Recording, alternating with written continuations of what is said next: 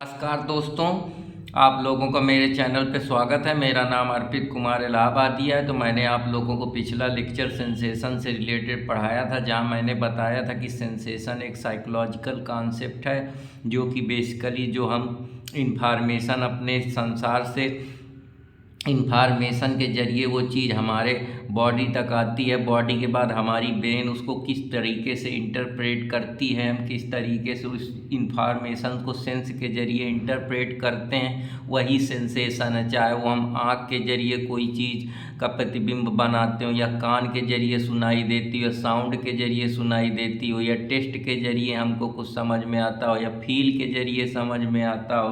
तो ये सारी चीज़ें मैंने इसमें आपको कई सारी चीज़ें बताई थी सेंसरी एडाप्टेशन के बारे में, जहाँ हम एक प्रकार से हैबिचुएशन के जरिए लर्निंग के ज़रिए सीखते हैं। फिर मैंने आपको विजुअल सेंसेशन के बारे में बताया था, अब्सोल्यूट थ्रेशोल्ड के बारे में बताया था, जहाँ पे जो लेवल ऑफ स्टिमुलस हम लोग चेक करते हैं कि कितना ट्रिगर पॉइंट है, इंटेंसिटी उसकी कितनी है। वेबर का जस्ट डिफरेंशिएट मॉडल मैंने आप लोगों को बताया था।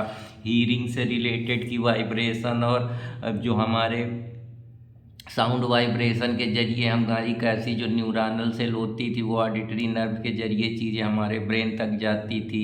मैंने आपको सेंसरी न्यूरॉन के बारे में बताया था। सोमाटो सेंसरी सिस्टम के बारे में मैंने आप लोगों को बताया था। तो मैं कई सारी चीज़ें, सेंसरी रिसेप्टर क्या होते हैं, जो सेल्स होती हैं एक प्रकार की, जहाँ पे जो चीज़ें होती हैं वो हमारे ब्रेन तक इंटरप्रेट होती हैं, ब्रेन को उनके द्वारा पता लगता है। मैंने डिसऑर्डर भी बताए थे अलग अलग प्रकार के, चाहे वो सुनने के डिसऑर्डर रहे हों या आँख से रिलेटेड। स्किन टच पे मैंने आपको कई सारी चीज़ें बताई थी। मैंने गेट कंट्रोल थ्योरी मिलजैक की बताई थी।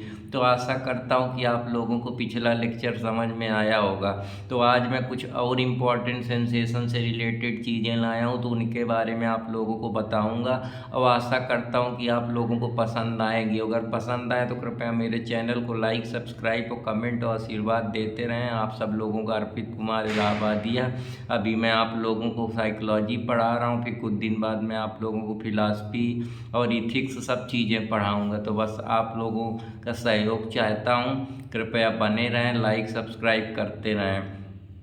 तो आज हम लोग साइकोलॉजिकली के नए कॉन्सेप्ट को हम लोग सिलेक्टिव अटेंशन की तरफ समझेंगे। सिलेक्टिव अटेंशन होता क्या है? सिलेक्टिव अटेंशन का मतलब होता है जहां आप कोई चीज़ अपने आसपास देखते हो कि कोई बार बार कुछ कह रहा है, लेकिन आप किसी काम पे इतना बिजी होते हैं। जैसे मम्मी कहती खाना खा लो, तो हम कहते नहीं मम्मी अभी मैं पढ़ रहा हूँ, या मैं गेम खेल रहा हूँ, या मैं कुछ काम कर रहा हूँ। तो हम उन चीज़ों में बिल्कुल ना के बराबर अटेंशन देते हैं। तो उसको हम बोलते हैं कि हम सिलेक्शन एक बना लेते हैं। जैसे कि अब वाइफ कुछ काम अपने हस्बैंड से कह रही कि करो, अब वो शाम को थका मांझा आया, वो टीवी में देख रहा है, गेम देख रहा है, या क्रिकेट का मैच देख रहा है, तो वो उस चीज़ को उतना ज़्यादा ध्यान नहीं रखेगा, ना उतना ज़्यादा अटेंशन रखेगा। तो ये सिलेक्टिव अटेंशन है कि उस चीज़ को सिलेक्ट कर रहा है कि मन है तो सुनेगा, नहीं मन है तो नहीं सुनेगा। तो आशा करता हूँ कि आप लोगों को ये भी समझ में आया होगा।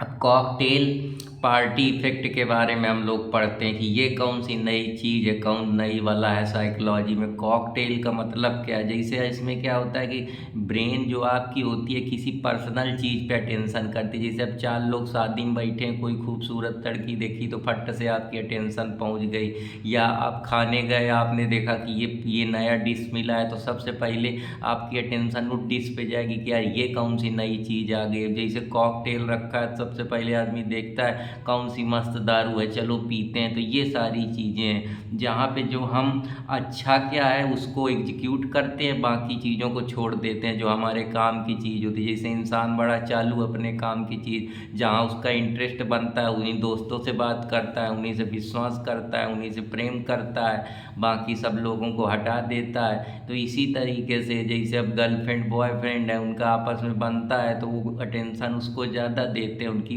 ब्रेन जो है वो अब चार लोग बैठे हैं तो अपनी पर्सनल गर्लफ्रेंड को ज़्यादा अटेंशन देगा। तो वही चीज़ है, जैसे अब आपको कोई पर्सनल अटेंशन, जैसे आप किसी के यहाँ गए, आपको गए आपने तो किसी ने गिफ्ट दे दिया तो आपका ध्यान ज़्यादा जाएगा, या कभी आप घर में आएंगे देखेंगे कि ये गिफ्ट मुझे मिली तो आप उस इंसान को पर्सनली अटेंशन देंगे। कोई गाना आपको बहुत अच्छा लग रहा है, अब 4 लोग आप लोग सुन रहे हैं, अब आपको वो गाना अच्छा लग रहा है तो आप उस चीज़ को पर्सनल अटेंशन देंगे। तो इस तरीके से जहाँ पे हम डिटेक्ट करते हैं कोई भी जो वर्ड हमारे इम्पोर्टेंस का होता है, हमारे इम्पोर्टेंस की चीज़ होती है, उसको हम ध्यान रखते हैं। तो उसी को जहाँ पे हमारे पास ये एक तरीके की होती है कि हम किसी चीज़ को सेग्रीगेट करने का टेंशन देखते हैं, लेकिन इसी में एक उल्टा कॉन्सेप्ट होता है कॉकटेल पार्टी प्रॉब्लम। इसमें ये होता है कि जहाँ आप किसी चीज़ को एबिलिटी जो होती है चीज़ों को हटाने की, सेग्रीगेट करने की, उस पर आपका ध्यान नहीं रहता है, आप उस चीज़ को फोकस नहीं करते हैं। तो ये इस चीज़ के बारे में बात कराता है। अब जैसे अगर मैं आप लोगों को कॉकटेल पार्टी के इफेक्ट के एग्जांपल, तो जैसे अब कार है, अब आप रोड में चले जा रहे हैं, अब आप स्टीयरिंग भी चलाएं हैं, बगल में चैटिंग भी कर रहे हैं, तो अब आपका ध्यान नहीं जा रहा क्योंकि आप मल्टीटास्किंग कर काम कर रहे हैं। अब जैसे पढ़ रहे हैं साथ में गाना सुन रहे हैं, तो यहाँ आप पर्सनल अटेंशन पे फोकस नहीं कर पा रहे हैं। इसकी वजह से ये प्रॉब्लम क्रिएट हो जा रही, जिसको हम बोल रहे हैं कॉकटेल पार्टी प्रॉब्लम, कि आप एक साथ 2 काम कर रहे हैं, इस वजह से प्रॉब्लम। इसी को हम लोगों ने जब लर्निंग में पढ़ा था तो मैंने मल्टीमीडिया के बारे में बताया था, जहाँ पे हम लोग कोडिंग के बारे में कोड भी कर रहे हैं, विजुअल भी कर रहे हैं, लिसन भी कर रहे हैं। तो वो एक प्रकार की लर्निंग थी, तो आप उसको यहाँ से कनेक्ट कर सकते हैं। तो आशा करता हूँ कि आप लोगों को ये समझ में आया होगा। हम लोग चलते हैं पॉप आउट की तरफ। पॉप आउट का मतलब होता है जहाँ हम किसी चीज़ को नोटिस करते हैं कि वो अलग दिखती है। अब जैसे 4 सफ़ेद लोग, खूबसूरत लड़की जा रही, उसमें एक काली लड़की दिख गई, तो अब हमको तुरंत हम डिफरेंस क्रिएट कर लेंगे। अब जैसे 4 लड़के जा रहे हैं, 2 लड़कियां जा रही, तो बॉयज़ गर्ल में हमको डिफरेंस दिख जाएगा। तो ये इसको हम पॉप आउट कल्चर बोलते हैं, पॉप आउट साइकोलॉजी बोलते हैं, पॉप आउट सेंसेशन बोलते हैं। आप किसी भी तरीके से समझ सकते हैं। अब हम लोग सिग्नल डिटेक्शन थ्योरी के बारे में समझते हैं। सिग्नल डिटेक्शन थ्योरी एक इम्पॉर्टेंट थ्योरी है जिससे हम किसी चीज़ का अनुमान लगाते हैं, हम क्लू लगाते हैं, हम उस चीज़ को जो गैप है उसको फिल करते हैं कि आगे क्या होने वाला है। एक तरीके से हम कह सकते हैं कि हम आगे का सोचते हैं। आगे का सोचने का मतलब हम किसी चीज़ को अपने डिटेक्ट करने का प्रयास करते हैं कि उसमें कुछ कोलिब्रेशन बन रहा है या किस तरीके से वहाँ कुछ पॉसिबिलिटी है उस चीज़ की कि नहीं। इसको पीटरसन और जॉय ने दिया था।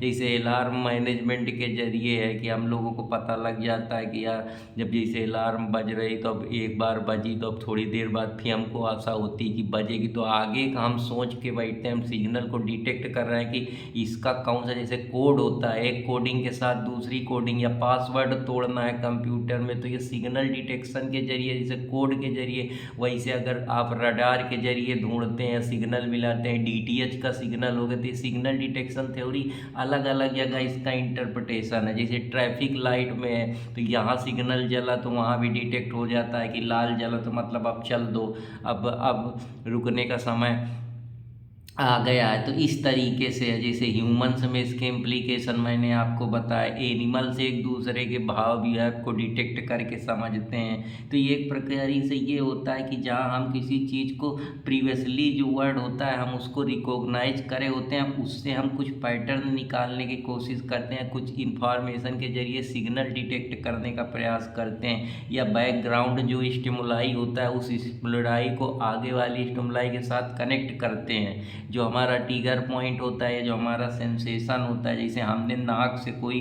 बैकग्राउंड देखा, हमने नॉइज़ के जरिए हमको कोई बैकग्राउंड देखा कि यार यहाँ ये चीज़ हो रही है, तो अब हमको जो इन्फॉर्मेशन मिली है वो नॉइज़ के जरिए कि हाँ ये इन्फॉर्मेशन वो सिग्नल है हमारे लिए, क्योंकि वो सिग्नल हमको बता रहा है कि कहाँ पे नॉइज़ हुई, तो हमारा स्टिमुलाई वहाँ पर, तो हमें इस इन्फॉर्मेशन के जरिए उस सिग्नल को डिटेक्ट कर पा रहे हैं जहाँ नॉइज़ हुआ। तो आशा करता हूँ कि आप लोगों को समझ में आए होगी। जैसे ब्रेन में हमारे एक एल्गोरिथम डिटेक्ट सिग्नल पाए जाते हैं जो कोई पैटर्न को फाइंड करने के लिए, जैसे पासवर्ड तोड़ना या कोई पैटर्न बनाने, जैसे ब्रूट फोर्स डिक्शनरी है, कंप्यूटर साइंस में इम्पॉर्टेंट रोल प्ले करती है। इस प्रकार से कोडिंग है, चाहे वो C++ की हो, चाहे पाइथन, रूबी, जितने भी नए प्रोग्राम हैं, लॉ ऑफ अट्रैक्शन के जरिए कि आप पहले से अनुमान लगा लेते हैं कि आप जैसा चाहेंगे वैसा बन जाएंगे। तो ये सारी चीज़ें सिग्नल डिटेक्शन थ्योरी पे ही बेस्ड हैं, जहां आप किसी पैटर्न को जान पा रहे हैं या आगे का जो हम कहते हैं कि आप अंतर्यामी हैं। एक तरीके से भी यहाँ पॉसिबिलिटी आ जाती कि आप सब कुछ जानते हैं तो डिटेक्ट कर ले, जैसे ब्लूटूथ तुरंत एक कनेक्टिंग डिवाइस दूसरे कनेक्टिंग डिवाइस को सर्च कर लेती है, जिसके इंटरेस्ट बनते हैं उनके सोशल रिलेशनशिप बन जाते हैं, इंटीमेसी बन जाती है। सब सिग्नल डिटेक्शन के ही तो हैं, क्योंकि वो जो क्लू हैं वो मिल रहे हैं, वो जो एक प्रॉपर बिहेवियर है वो आपस में दोनों लोगों का मिल रहा है, दोनों की जो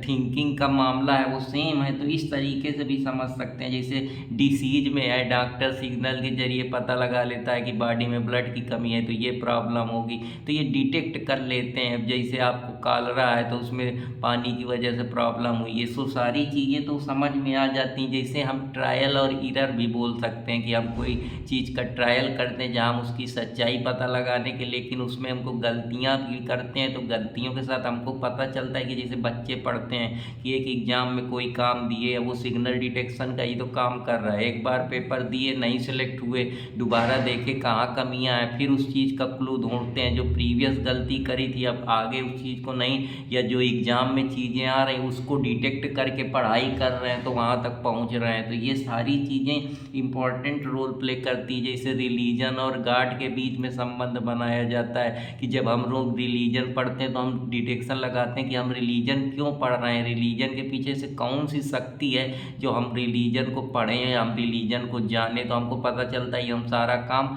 गॉड के लिए कर रहे हैं। तो जो हमारा फाइनल स्टिमुलाई है या जो हमारा प्रीवियस स्टिमुलाई है उसमें कनेक्शन हम बना रहे हैं। तो आशा कर रहा हूँ कि आप लोगों को ये भी समझ में आया होगा, और अगर समझ में आए तो कृपया अर्पित कुमार इलाहाबादिया को लाइक, सब्सक्राइब, कमेंट और अपना आशीर्वाद देते रहें। तो अब मैं आप लोगों को दूसरी चीज़ पढ़ा रहा हूँ, सबलिमिनल स्टिमुलेशन क्या होता है। सबलिमिनल इन्वेस्टिगेशन का मतलब, स्टिमुलेशन का मतलब ये होता है जहाँ आप कोई जो लेवल है आपका कॉन्शियसनेस का वो बहुत नीचे है।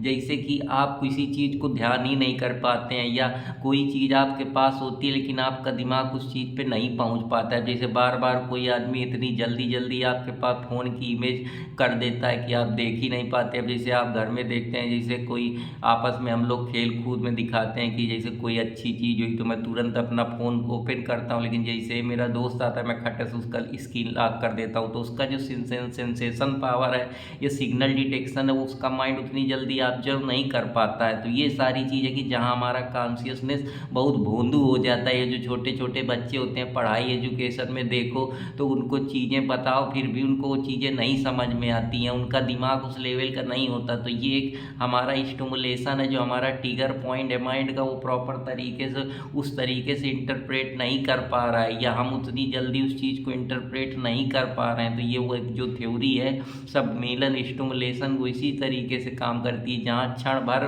का भी आपके पास वक्त नहीं होता आपको माइंड की उस चीज़ को इंटरप्रेट कर पाए, क्योंकि जो आपके सिग्नल हैं वो आपके ब्रेन तक डिटेक्ट ही नहीं हो पाते हैं। इतना कम समय होता है कि आपका माइंड प्रोसेस ही नहीं कर पाता, आपकी जो सेल हैं, जो कॉग्निटिव न्यूरॉन सेल हैं, वो प्रॉपर तरीके से वर्क नहीं कर पाती हैं। तो इस वजह से ये मेडिकल विकार भी हो सकता है। तो इन सारी चीज़ों के बारे में आप लोगों को मैं बहुत डिटेल में बता रहा हूँ, ये कई चीज़ें नहीं मिलेंगी। बहुत सारे लेक्चर यूट्यूब में पढ़े हैं, आप देख लीजिएगा, पर इतना डिटेल में कोई नहीं बताएगा। वो आशा करता हूँ, बस आप लोगों से इतना ही कहता हूँ कि आप चैनल को सब्सक्राइब और मेरे को आशीर्वाद देते रहें। बाकी मैं आप लोगों को वो चीज़ें दूंगा जो कहीं नहीं मिलेंगी, और बिलीव करिए मेरा, मैं आप लोगों को हर चीज़ धीरे धीरे पढ़ाऊँगा। बस आप लोगों से सहयोग और आशीर्वाद का कांक्षी हूँ।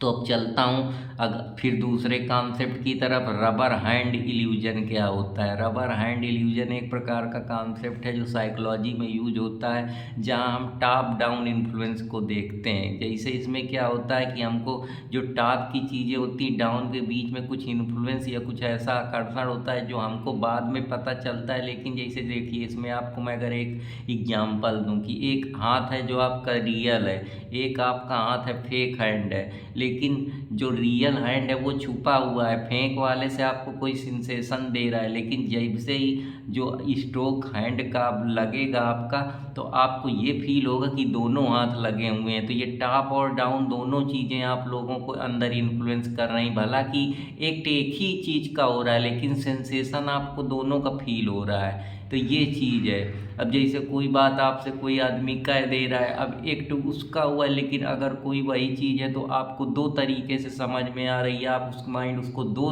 धारी तलवार की तरह देख रहा है। तो ये सारा जो सेंसेशन आपका माइंड इंटरप्रेट कर रहा है कि चीज़ एक ही है, लेकिन तरीके उसके आप अलग तरीके से देख रहे हैं। उसी को ऐसा आपको फील हो रहा है कि इसके दो आयाम हैं, इसमें दो लोगों का सहयोग है या दो लोगों ने हाथ लगाया। हालांकि हाथ एक है पड़ा है, पर आपको ऐसा प्रतीत हो रहा है कि दो हाथ पड़े हुए हैं। तो ये एक कॉन्सेप्ट है, बड़ा ही अच्छा मैं आप लोगों के सामने लाया हूँ। इसको रबर हैंड इल्यूजन बोलते हैं। तो आशा करता हूँ कि आप लोगों को ये भी पसंद आया होगा। एक काइनेस्थेसिस होता है। काइनेस्थेसिस का मतलब होता है जहाँ आपके पास एबिलिटी होती है कि आप कोई पोजीशन अपनी बॉडी का या अपनी जो मूवमेंट है अपनी बॉडी का उसको जान पाएँ। उसकी एबिलिटी आपके अंदर एक योग्यता बन जाती है कि मैं कहाँ मूव कर रहा हूँ, कैसे मेरी बॉडी का मूवमेंट हो रहा है। तो ये सारी चीज़ें वेस्टिब्युलर सेंस के जरिए होती हैं। ये एक प्रकार की जो हम हेड का इधर उधर पोजीशन करते हैं, ऊपर नीचे करते हैं, उसकी वजह से हमको कोई मूवमेंट हमारे बॉडी में होता है या हमारी बॉडी का मूवमेंट होता है। तो वो सारी चीज़ों के लिए रिस्पॉन्सिबल वेस्टिकुलर सेंसेज होते हैं, जो एक प्रकार की सेंसेज पाई जाती हैं हमारे ब्रेन में, जो इस तरीके से हमारे माइंड ब्रेन को तुरंत सिग्नल देती हैं या उनको बताती हैं कि अब हम ऐसे करेंगे तो हमारे तुरंत जो बॉडी के न्यूरॉन्स हैं या जो हमारे सिग्नल ब्रेन पे लगे हुए हैं वो तुरंत इस चीज़ को ब्रेन को सिग्नल दे देंगे और हमारी ब्रेन को तुरंत सेंसेशन महसूस हो जाता है। तो ये काइनेस्थेसिक प्रिंसिपल है, जहाँ आप कोई पोजीशन लेते हैं, हाथ ऐसे करते हैं, मुंह ऐसे करते हैं, पैर अपना ऐसे करते हैं, कूल्हा ऊपर नीचे करते हैं, पेट ऐसे करते हैं। तो ये सारी चीज़ें जो बॉडी के मूवमेंट या पोस्चर होते हैं, ये सब काइनेस्थेसिक प्रिंसिपल के जरिए काम करते हैं, जो एक प्रकार की वेस्टिकुलर सेंस होती है, जो आपके बॉडी और ब्रेन तक सिग्नल पहुंचाती रहती है कि अब आप ऐसा कर रहे हैं। तुरंत पता चल गया कि ऐसे जैसे हेरे तो मूवमेंट तुरंत हो गया। तो ये सारी चीज़ें हैं। अब चलते हैं हम लोग सेंसरी इंट्रैक्शन की तरफ। सेंसरी इंट्रैक्शन का मतलब होता है जहाँ दो या दो से ज़्यादा सेंस आपस में मिल के कोई सिस्टम बनाते हैं। जैसे आपको टेस्ट भी फील हो रहा है, साथ में स्मेल भी आ रही। पहले आपने दिमाग जैसे खाना रखा है तो अब आपको स्मेल भी आ रही है, आपका माइंड ये फील करने लगा कि यार इसमें टेस्ट भी अच्छा होगा। इस जो इफ़ेक्ट को है उसको एमसी गर्ग इफ़ेक्ट बोला जाता है, जहाँ आप कोई चीज़ देखते हैं और सुनते हैं साथ साथ। जैसे अब देखते सुनते कैसे, अब जैसे मैं करंट अफेयर्स पढ़ रहा हूँ, अब मैं स्क्रीन पे देख भी रहा हूँ, सुन भी रहा हूँ। ऐसे ही हम टीवी देख रहे हैं, सुन भी रहे हैं, गेम खेल रहे हैं, सुन भी रहे हैं, गेम भी खेल रहे हैं, पढ़ा रहे हैं तो देख भी रहे हैं बोर्ड पे और सुन भी रहे हैं। इस तरीके से सिंगर है वो गाता भी रहता है, उसको सुनाई भी देता रहता है। तो ये जो प्रिंसिपल है इसको एमसी गर्ग इफेक्ट बोलते हैं, जहाँ पर्सन कुछ एक चीज़ कहता है लेकिन जो दूसरा आदमी होता है उसको कुछ दूसरा सुनाई देता है। लेकिन यहाँ पे जो थर्ड साउंड होता है उसमें से जो ऐसा लगता है कि इन जो भी चीज़ें कर रहा है उसमें कोई थर्ड साउंड उस चीज़ को हीयर कर रहा है। तो इसमें जो ब्लेंड ऑफ टू होता है इसको बोलते हैं MC Garg effect. MC Garg effect का मतलब होता है जब आप कुछ कहते हैं दूसरे, जैसे हम अपने आसपास में कुछ बोलते हैं, अब हम कुछ बोलते हैं लेकिन हमको वो आदमी बोलता कुछ है, सुनाई हमको कुछ देता है। तो ये जो सुनाई देता है या कुछ हम सुनते हैं उसमें एक हमको ऐसा हीयर करता है कि कोई थर्ड साउंड है जो ये सारी चीज़ें हीयर कर रहा है या बता रहा है। तो वहाँ पे जब दो या दो से ज़्यादा ब्लेंड किसी चीज़ का हो जाता है या जोड़ दिया जाता है तो हम उसको एमसी गर्ग इफेक्ट के नाम से जानते हैं। तो आशा करता हूँ कि आप लोगों को ये भी प्रिंसिपल समझ में आया होगा। अगर समझ में आए तो कृपया लाइक सब्सक्राइब करते रहें अर्पित कुमार इलाहाबादिया को।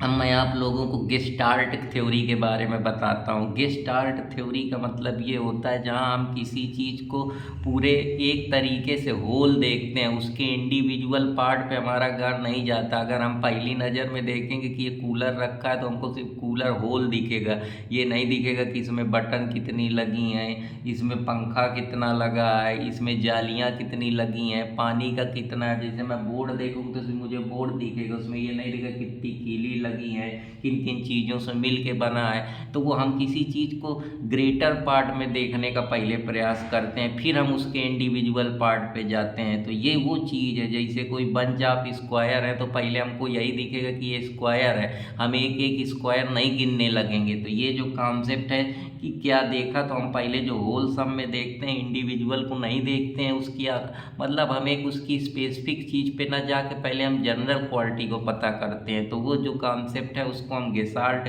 कॉन्सेप्ट के नाम से जानते हैं, गेसाल्ट सेंसेशन समझ सकते हैं। तो आशा करता हूँ कि आप लोगों को ये भी पसंद में आया होगा। अब मैं आपको बोनिक्यूलर क्यू के बारे में बताता हूँ। बोनिक्यूलर क्यू एक साइकोलॉजी का सेंसेशन का इम्पॉर्टेंट हिस्सा है, जहाँ हम किसी ऑब्जेक्ट को बहुत ही क्लोज से व्यू करते हैं, जहाँ हम ये देखते हैं कि हम अगर उसको अलग अलग एंगल से देखेंगे तो उसमें अलग अलग चीज़ें हमको दिखाई देंगी, जिसको हम रेशनल डिस्पैरिटी के नाम से जानते हैं। जैसे हमारी जो ब्रेन होती है वो किसी दूसरे जो डिस्टेंस होती है उसको जज करने लगती है।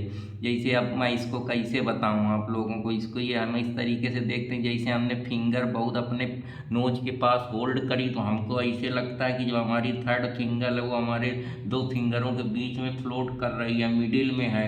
तो ये सारी चीज़ें जो इस तरीके के कॉन्सेप्ट होते हैं, जहाँ चीज़ तो एक्चुअली नहीं होती लेकिन वो हमको ऐसे प्रतीत होती है कि वो बड़ी हमारे क्लोज है।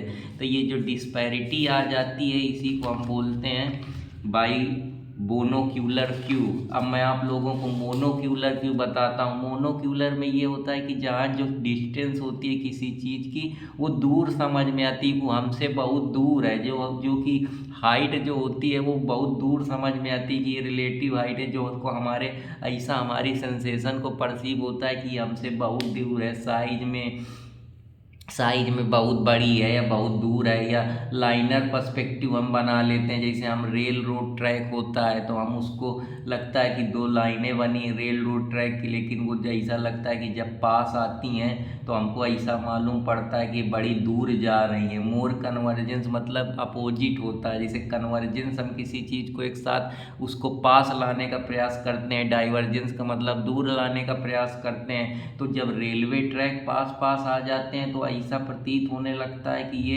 जो मोर कन्वर्जेंस हम लोग कर रहे हैं वो कहीं ना कहीं हमारे सेंसेस को ऐसा प्रतीत होता है कि बहुत दूर जा रहा है, मतलब ये जो ट्रैक है वो हमसे दूर खींच रहा है जबकि हम ट्रैक को पास घसीट रहे हैं। तो ये जो प्रिंसिपल है इसको हम मोनोक्यूलर क्यू के नाम से जानते हैं। इसमें जैसे लाइट हो गया, शैडो हो गया, तो हमको ऐसा प्रतीत होती है कि जैसे लाइट के हम पास जाते हैं तो हमको ऐसा समझ में आता है कि जो हमारा रिफ्लेक्शन है वो ज़्यादा बढ़ जाता है, लेकिन जैसे हम लाइट के बिल्कुल दूर चले जाते हैं हमको डिमर दिखने लगता है। तो ये भी सारी चीज़ें, जैसे मोमबत्ती के पास आए तो आपको उजेला दिखेगा, दूर से तो और डार्क दिखेगी। तो ये प्रिंसिपल है। अब जैसे आप अपने कमरे में बैठे हैं, जितना बल्ब के पास आएंगे उतना ही ज़्यादा आपको उसका रिफ्लेक्शन दिखेगा, पास ऑब्जेक्ट लगेगा, जैसे ही आप दूर जाएंगे वैसे आपको दूर लगेगा। तो ये भी प्रिंसिपल मोनिक्यूलर क्यू पे ही डिपेंड करता है। तो आशा करता हूँ कि आप लोगों को ये भी समझ में आया होगा।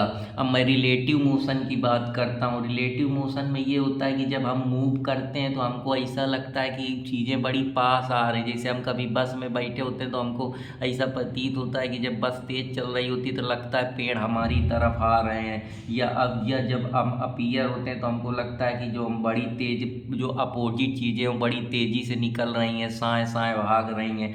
आपने अनुभव करा होगा कभी जब ट्रैवल करते हैं ट्रेन में या बस में, तो इस तरीके के आप कॉन्सेप्ट देखते हैं तो आप इनको डे टू लाइफ से भी जोड़ सकते हैं। और जब आप दूर जाते हैं तो ऐसा लगता है कि जब बहुत चीज़ें फर्दर अवे हो जाती हैं तो हमको लगता है कि यार ये बड़ी स्लोली चल रही, बहुत स्लो चल रहा है, लेकिन वो एक्चुअली में जितनी तेज़ बस चल रही है वो उतनी ही तेज़ वो भी चीज़ें निकल रही। लेकिन हमारे माइंड में इस तरीके से सिग्नल डिटेक्ट होते हैं, हमारा माइंड इस तरीके से हमको फूल बनाता है कि हमको उस तरीके से समझ में आता है कि ये चीज़ें बड़ी स्लोली हैं। जैसे हम दूर भागते हैं। जैसे ट्रेन साए साए निकलती तो हमको लगता है यार ये जो पीछे छूट रहा है ये बहुत स्लो स्लो जा रहा है, कितने धीरे धीरे हम बढ़ रहे हैं, लेकिन एक्चुअली में जितनी तेज़ चीज़ें चलती हैं वो उतनी ही तेज़ होती, पर हमको ऐसा प्रतीत होता है कि वो स्लो चल रही हैं।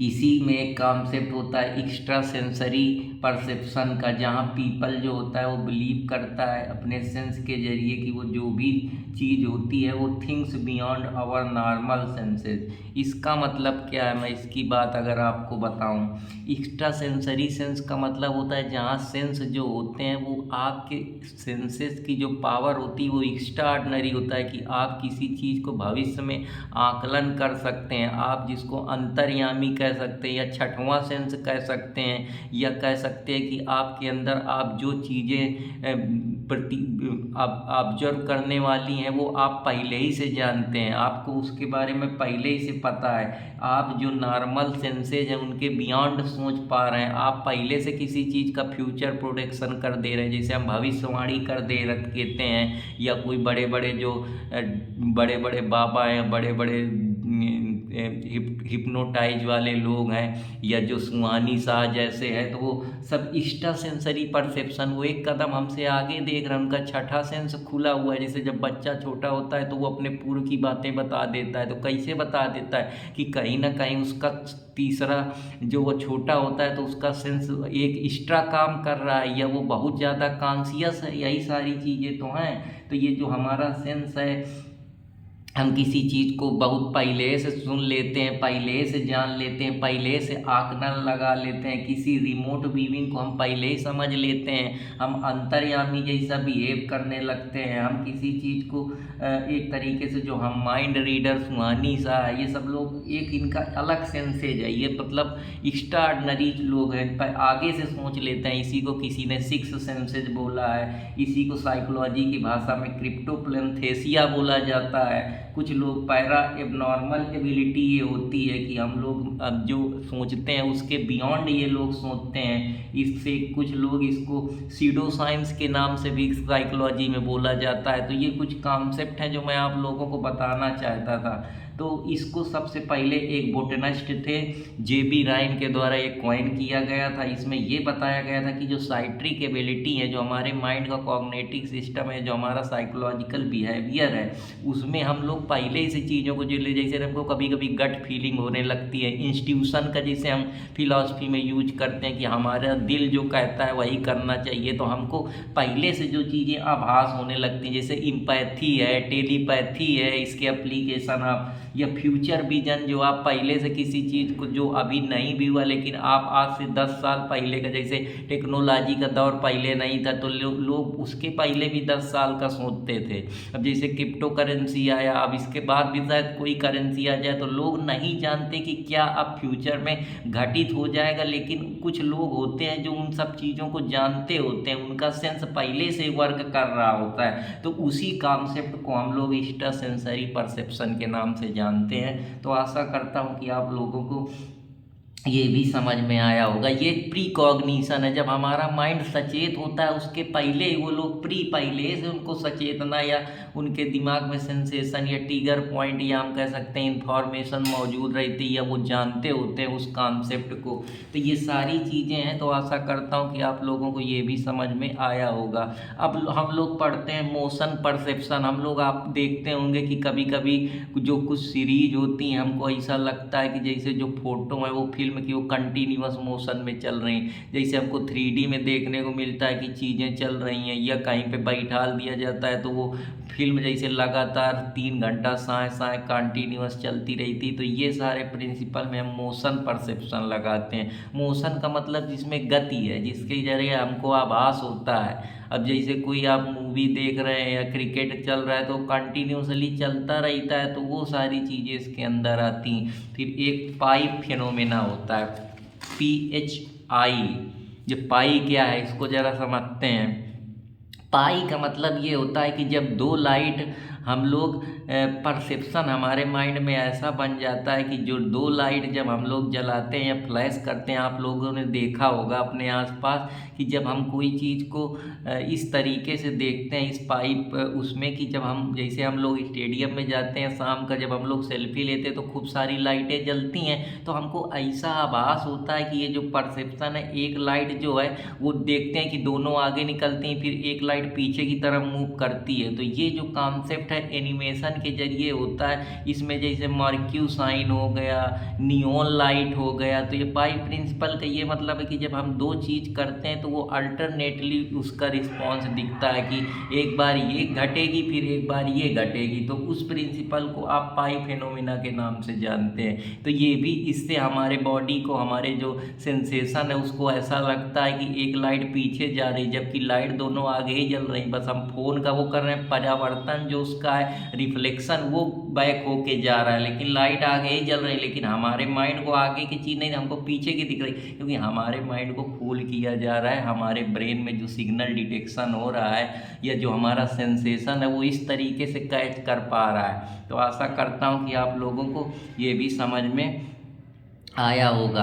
अब मैं आप लोगों को सेफ कंसिस्टेंसी के बारे में बताता हूँ। सेफ कंसिस्टेंसी का मतलब होता है जहाँ हम किसी चीज़ को पहले से एक्सपेक्ट कर लेते हैं कि वो उसी रिटेन शेप में रहेगी। जैसे आप कोई डोर खोलते हैं तो आपके दिमाग में ये लगता है कि ये डोर जो है वो एंगल की तरीके, आपको डिफरेंट एंगल से जब देखते हैं तो आपको वो ट्रिपोजाइड की तरह दिखता है, लेकिन जो आपका एक्सपेक्टेशन बना हुआ है वो ऐसा प्रतीत होता है आपको, सेंसेशन को, कि ये रेक्टेंगल है। तो ये कभी चीज़ है कि जो जैसे चीज़ होती है वो उस तरीके से हमारा माइंड उसको इंटरप्रेट नहीं करता है, लेकिन हम जैसा एक्सपेक्ट अपने ऊपर बना के बैठे हैं उस तरीके से वो इंटरप्रेट करता है। तो इस कॉन्सेप्ट को सेफ कंसिस्टेंसी की, हमारे माइंड ने उस तरीके से वो चीज़ को सेव कर लिया है। वो जो भी चीज़ होगी हमेशा कंसिस्ट रहेगा, क्योंकि उसके खोपड़ी में वो चीज़ उसी तरीके से पड़ी है। अब जैसे मैं इसको बताऊं तो अब बहुत सारे लोग हैं इसी कॉन्सेप्ट को 152 से याद रखेंगे अगर वो सीआरपीसी में पढ़ेंगे कि कंडीशनल न्यूसेंस क्या होता है। लेकिन मैं आप अपने दिमाग में अगर एक बार इसको सेव कर लूँगा कि 15-2, तो अब वो 152 मेरा दिमाग 15-2 फट से वो चीज़ सोचेगा, 152 नहीं सोचेगा। तो वही चीज़ है कि आशा करता हूँ कि आप लोगों को ये भी समझ में आया होगा। अगर समझ में आया तो कृपया लाइक सब्सक्राइब करते रहें अर्पित कुमार इलाहाबादिया को। तो अब मैं साइज कंसिस्टेंसी की बात करता हूँ कि जहाँ टेंडेंसी होती कि आप किसी चीज़ को, किसी साइज की आपके माइंड में रिटेन हो जाती है। फिर जैसे बस में हम लोग बहुत दूर चले जाते हैं बस के व्यू के, तो हमको ऐसा लगता है कि बस दूर से हमको समझ में आती है कि बस बहुत छोटी है, स्मॉल लुक की बस है, लेकिन हम तो एक्सपेक्ट करते हैं कि इस बस बहुत बड़ी होगी, इसमें बहुत सारे लोग होंगे, बहुत सारे पैसेंजर बैठे होंगे, क्योंकि हमने वो चीज़ एक बार अपने दिमाग में उस साइज कंसिस्टेंसी की फिट कर ली है। बस कहने का ये मतलब है। आशा करता हूँ कि आप लोगों को ये भी समझ में आया होगा।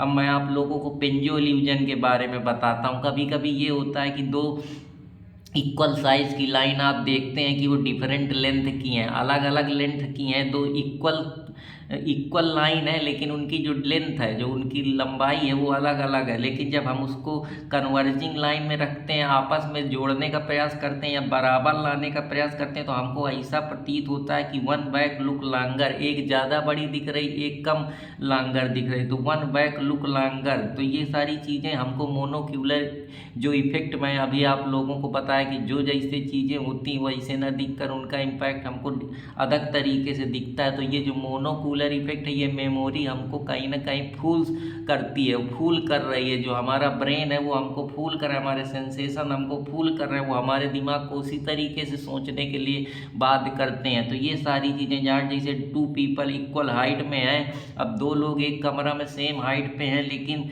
वो हमको डिफरेंट दिखते हैं, क्योंकि depend where in the room they stand, लेकिन वो जहाँ स्टैंड कर रहे हैं वो उस चीज़ पे डिपेंड करेगा कि वो कमरा जहाँ पे वो स्टैंड कर रहे हैं हम कमरे में जहाँ पे स्टैंड कर रहे हैं वो डिफरेंट हमको इसी वजह से दिख रहे हैं, हालांकि वो हैं इक्वल हाइट के, शायद एक नीचे हो एक ऊपर हो। तो ये सारी चीज़ है कि हमारे दिमाग में उस तरीके से चीज़ें हमने फीड कर रखी है, या हमारा सिग्नल, हमारा माइंड का जो सेंसेशन है वो इस तरीके से सोच रहा है, तो वो हमको चीज़, वो हमारे जो आभास होता है हमको, जो हमारी परसेप्शन और सेंसेशन का संबंध है, परसेप्शन हमको, सेंसेशन हमको एक इन्फॉर्मेशन देता है, लेकिन परसेप्शन जो डायरेक्ट चीज़ें हम देख रहे हैं, आभास कर रहे हैं, जान रहे हैं, तो यही सारी चीज़ें हैं जिसको हम पेंजो इल्यूजन के नाम से जानते हैं कि हम इल्यूज हो रहे हैं, हम भ्रम में हैं, लेकिन एक्चुअली वो चीज़ें सही हैं। तो आशा करता हूँ कि आप लोगों को समझ में आया होगा, और अगर समझ में आया तो कृपया अर्पित कुमार इलाहाबादिया को लाइक, सब्सक्राइब, कमेंट करते रहें, अपना आशीर्वाद देते रहें। तो आज मैं आप लोगों को सेंसेशन का ये दूसरा पार्ट लाया हूँ, 4 पार्ट में मैं आप लोगों को सेंसेशन पढ़ा दूंगा, और मेरा ये लेक्चर किसी भी साइकोलॉजी एग्ज़ाम के लिए सफिशियंट है। आप कोई सा भी एग्ज़ाम दे लीजिए, इतने से आप कमाल मचा देंगे। बस लाइक सब्सक्राइब करते रहिए, और मैं सिर्फ आपको साइकोलॉजी नहीं पढ़ाता हूँ, मैं उसके पीछे आपको इंटरलिंकेज भी करके दिखाता हूँ। तो ये चीज़ें आपको सीखनी है मुझसे, जिससे आप भी बेहतर चीज़ों को इंटरप्रेट करना सीखें, समझें, और आशा करता हूँ कि हम सब लोगों को पसंद आएगा। और लाइक सब्सक्राइब करते रहिए, अर्पित इंस्पायरिंग वर्ड को कमेंट भी करते रहिए, जिससे मेरा हौसला बढ़ता रहे। तो फिर मिलूँगा, तब तक के लिए धन्यवाद। जय हिंद, जय भारत दोस्तों।